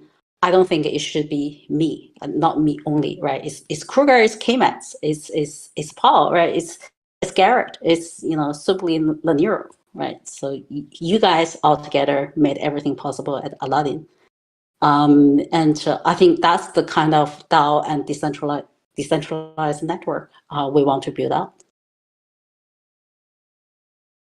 No, very, very well put. So, I would have to say that like I feel like I've exhausted my questions about like the Aladdin DAO ecosystem, and I know it's very late where you are. So if you can't like stay up any later, like you've already had like very good final words.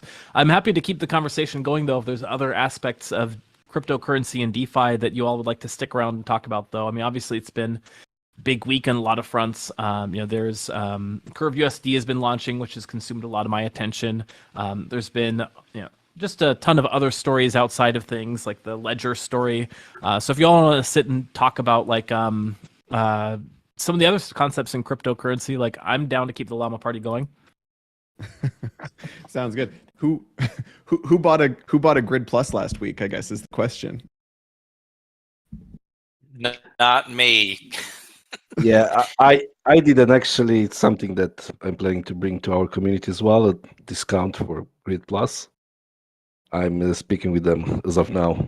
What? Cool. No. Yeah. No. Is it retroactive? Can we pay for it using FETH? Well, so That would okay, be cool. I have kind of been behind on it. Is the verdict that ledgers are like totally unsafe, or you should avoid using it, or I don't know I what the wouldn't say it's final verdict was. totally unsafe. Really? Wow. It's not that safe as Grid Plus, yeah. Okay. So what I saw someone say is that it's technically possible and always has been for them to like build a module that could extract private keys from a device. Did I get that correct? Yeah, that's my understanding, and that they're looking at launching a service that does that intentionally. That you can opt into to share your to share bits and pieces of your private key with 3 totally trustworthy strangers. Yeah, and given their precedents, not a good look. Yeah. With the leak that they had before, so. Yeah, that's right. They leaked. There was like a leak a while ago of like a bunch of personal information of customers. Oh man, this Grid Lattice Plus is not cheap. No, but it's got a great screen. So it looks really cool. It looks like you're like gonna launch missiles out of NORAD or something. Yeah, it looks like it looks like the side armrest from one of the front chairs on the Enterprise in Star Trek, right? Like I feel like I want to have it lined up just exactly with my armrest, and then I can, you got to be able to authorize transactions without moving. And I don't know about you guys, but if you're like me and working with multiple accounts, one device is enough. You just get more cards for it. Right. Yes, that's right. Which is a plus. Oh man, how are we going to get mass acceptance if we've got to keep doing this? This is rough. Crazy. I don't know. What do you think, Garrett? You gonna go in on the Grid Plus? I'm not. So I got some ledgers, and I've just not used them as often as I should because like they always tend to like present some kind of bug whenever I'm actually trying to make a transaction. Oh yeah. Right. Yeah. Is it the ledger like, that's things, like, bugging or the wallet? Probably the software. Like my guess is I don't make transactions enough, so it's like the firmware is not updated or something. But then I update the software. Yeah. So I update the software and then I try and run a transaction, and it has trouble connecting, or like it has trouble like approving or signing or something.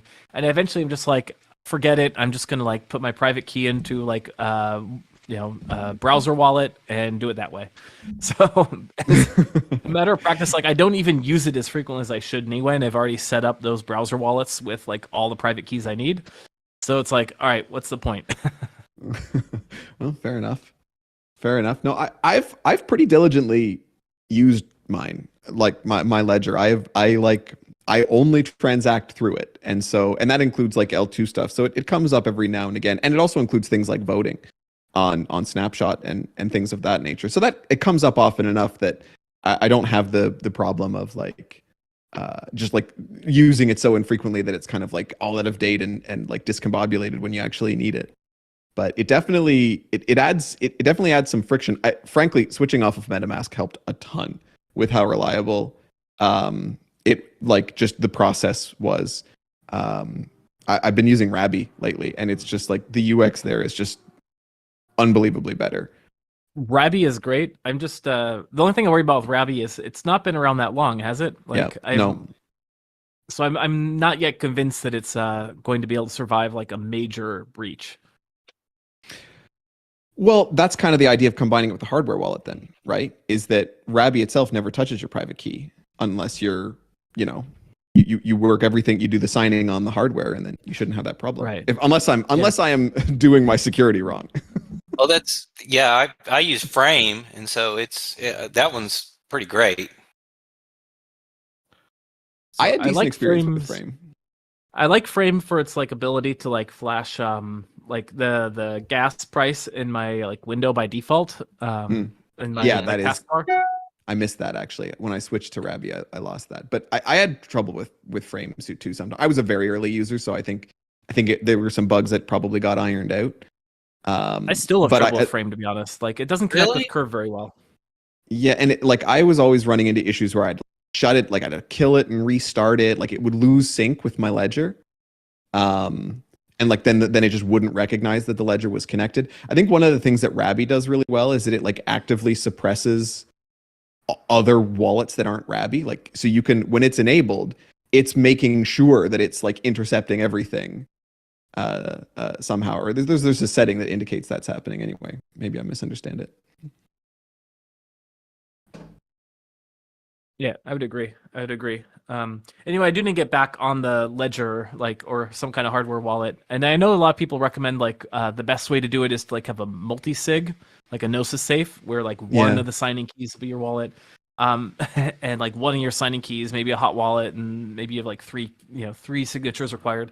My question about that is like none of the transactions I make are ever like time sensitive. I'm not trading, but I don't want to spend like an hour like signing just to do like, when you have to do like something like, let's say like, go into a curve pool and then go into convex, or like like Aladdin Vault, like that's like 4 separate transactions. It can be an awful lot if you have to do a bunch. Like the people who like, how do you all like handle that? Like, I overpay for gas. That's how I handle it. I mean, because I just the odds of me being able to line up like 5 consecutive transactions. And the other thing too is that not every transaction that you submit can actually be like delayed, right? Because now you've got slippage concerns, and like you've got price change concerns and stuff. So it's like if you need to make a swap to deposit into a pool or something, you kind of have to put it through now, which means you either have to set your alarm to wake up in the middle of the night if your local time happens to be that's when gas is low, which it is for me. And then you send your transaction, but you still have to send it with enough gas to get through at that time. So typically, what I sadly end up doing is just trying to find a low enough time period, and then just overpaying for gas and being grumpy about it. Yeah, I had the same issue because the Pactao multi-sig, like operating across multiple time zones and trying to execute a transaction is impossible, pretty much. Ask Sharlyn about that.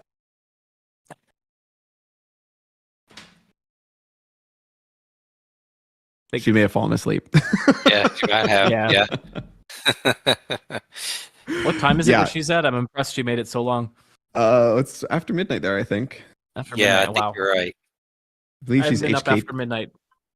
I haven't been up after midnight in some time. Yeah, but you're starting at 7 in the morning. That's early, dude. I'm not doing anything at 7 in the morning. Not my style. Oh, I'm regularly up at 5 a.m. Really? Oh yeah, I get up and get my run in, so I'll do it before. If I don't do it first thing in the day, it just hangs over me. So I go knock it out. And plus, just being where I am, like in Texas, like if you don't get at this time of year, if you don't get your exercise outside in early, it's going to be pretty painful later on. Pretty warm. Well, that's fair enough.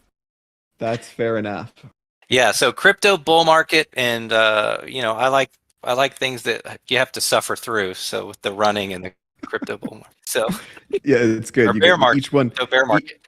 Each one gives you practice for the other. I see. That's a good. Exactly. Good yes.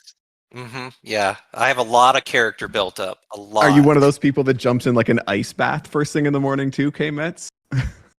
Yeah, I just roll out of bed and grab the cat of nine tails and just start smacking myself with it. No, I hear you, K-Mets. Like I'm the same way in that like I like to go swimming in the morning if I can, and the gym opens at 5 in the morning. If I'm there late, or if the later it goes in the morning, like eventually gets to like the hour when kids can be in there, and you can't really swim laps when there's like kids like playing within the pool for like with beach balls and whatnot. So it's like if I don't get it in at 5 in the morning, I'm kind of hosed. Yeah, it's just I don't know. As I've gotten older, it's just gotten easier to just get up early and just get it done, and I avoid traffic, and the weather's more conducive, and it's a lot easier. But yeah, I hear you. 100%. And 100%. Yeah. Man, I'm sticking out like a sore thumb in this early morning crowd. God, where are the late people at? We need to talk to them. I think Sharlyn's kind of a later by necessity. Morning. Yeah. if she ever wants to talk to us. Well, that's like kind of like the interesting thing about sort of like working in sort of like an international environment. Like Asian markets open first, and then it's like the European markets, and then the last ones are sort of the Americans. And so once you get to hit about noon in the United States, it's kind of like, well, everything's pretty quiet now. It's just you can kind of like just kind of focus on whatever you need to do. So, but the mornings are usually pretty busy. Yeah, that's true. I guess the further west you get, the more the action is happening before you're sort of the meat of your day.